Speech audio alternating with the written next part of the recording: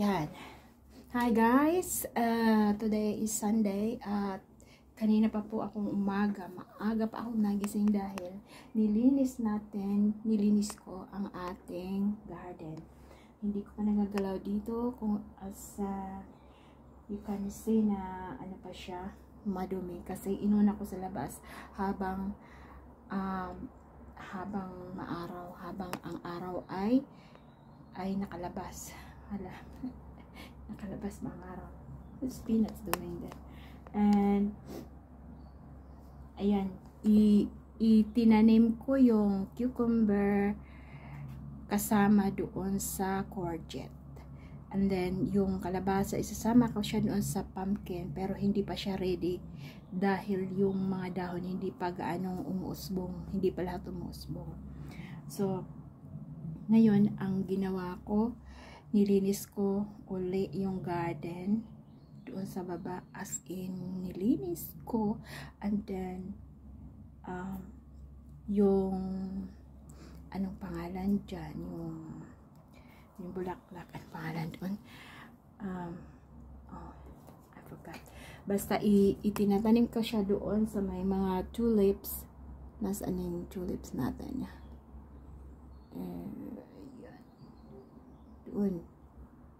yun doon sa may mga tulips, itinatanim ko siya para after ng spring, summer, dahlia, ayan, dahlia, naalala ko, yung dahlia, inano ko dito, doon itinanim para pag nawala na yung tulips, kasi ang tulips hanggang ano lang yan, spring, pag summer wala na yan siya,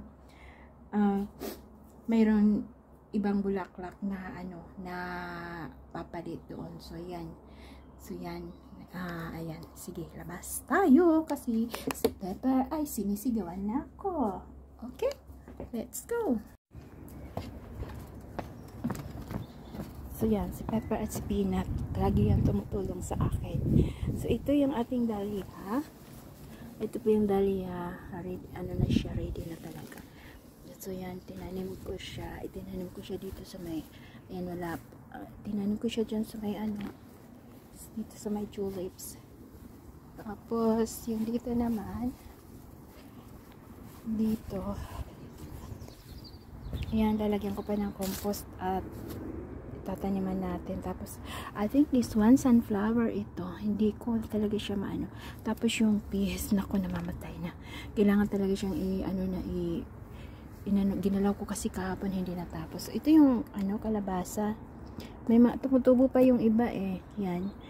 So hindi pa talaga siya ready. Din yung ating mais, siguro after a few days pwede na yan. Then ito chives. And then yung ating mga spinach nandito. So lalagyan ko ito ng compost. At dito sila spinach. And then ito yung peppers. Ewan ko kung ano to, malaki. Nakita ko lang yan, tinanim ko paano ito. Then ito siya, marigold. So yan, punta tayo doon sa baba. Come on, let's go. So ito yung aking ginawa, nilinis ko dito kung makikita nyo. Ayan, pero dito lang banda, mamaya na yan dyan. Tapos yun yung ato natin, yung ating pumpkin. Mukha namang looks good. Mukha naman silang masaya. Diniligan ko ngayon kasi yung isa parang na yung niya, yung dahon. Ang aking sunflower, they look sad. Ayan. Diniligan ko naman to. Siguro kasi nagalaw yung mga nila ugat. So ipapasettle ko muna sila mga ilang araw. Ito medyo okay naman. Yung dito siya, parang dito sa baba, yun, parang talaga. Tapos, manilagay ako dyan, So, puro sunflower lang muna ang nandito. I think, 30 plus ito ka sunflower. Tapos, inilipat ko yung, I think this one is apple. And then yung plum nandoon, where peanut is. Tapos, ito yung ating courgette. Ito yung courgette. Ito. Ewan ko bakit ganyan ang dahon niya. Ganyan lang siguro yung dahon niya. Pag lumalaki na. Tapos, cucumber. Yung maliliit cucumber. Kasi parang magkapamilya lang naman sila. Oh my goodness, meron nang umano o kumain sa dahon. Kinain na, inuumpisa ng kainin. Ay, nako. Nisprehan ko yan kanina ng yung tubig na may, wala pati yung isa doon, pinakain na yung dahon. Kailangan ko ng pang spray. Tapos dito, ang ilalagay ko dito ay I don't know, maybe kamatis at saka pepper. I'm not sure. Tingnan ko pa. May compost na yun, isang sako, inano ko dyan. And then, ito yung ating mga peas. Yung iba na doon pa naiwan kasi ginabi ako kagabi sa yan, mahangin kasi. No, pepper, no. Okay. Come this way.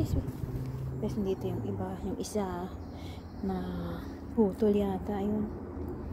Kaya, hindi sila masaya. Ayan. Yan ang ating update yan. Pepper, you are standing right on my plant. Come here this way. Oh my God, Pepper. Sus, kinuha ko. No. Where are you going? Where are you going? Come here this way. Come on. Mga aso to. Kanina naglalaro doon mismo sa may tulips. Where's Pepper? Peanuts. So, ayan lang muna. Itutuloy ko yung aking pagtatanim. So, end ko muna itong video na to. And then, I'll update you later. Kasi buong araw ako mag garden habang maaraw. Okay, bye muna. Bye.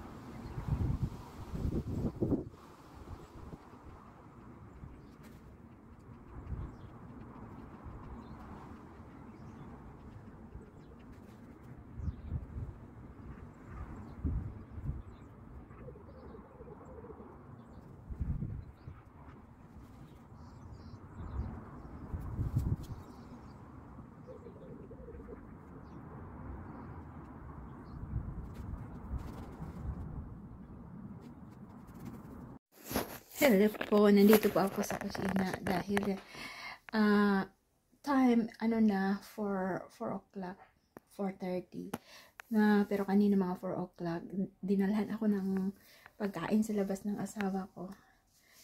Hindi naman kasi ako nagugutom, basta nagtatrabaho lang ako ng trabaho.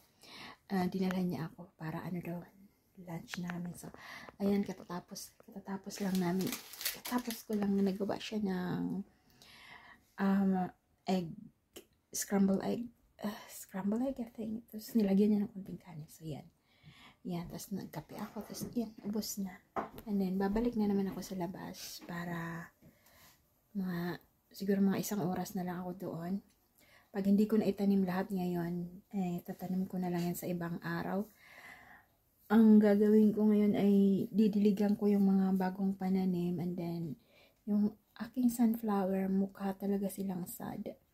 Sana nagre-recover lang sila dahil nabigla yan kasi kagabi malamig sa labas, tapos hiwa-hiwalay sila dito kasi nung nandito sa loob sa isang tatlo, and then mas mainit dito sa loob ng conservatory. So sana na-shock lang siya at babalik. Yung iba hindi naman gaanong sad, pero sana bumalik yung sigla nila kasi syempre sa ngayon yung aking mga babies ay ang aking mga tanim yan ang aking ano ngayon. So madumi lang po ang aking mga kuko. Ayan, nilinis ko na nga yan kasi kumain ako. So, yan, maaraw pa sa labas. Ay, sorry. Maaraw pa sa labas. Kaya, sinasamantala ko habang maaraw pa. Medyo malamig na. Kaya, ayan, labas muna ako. Mamaya ko nahugasan yung mga hugasan after namin maghapunan. Okay. Then, ang magluluto ng hapunan ay yung asawa ko. Fish and chips. Right. See you na, bye for now.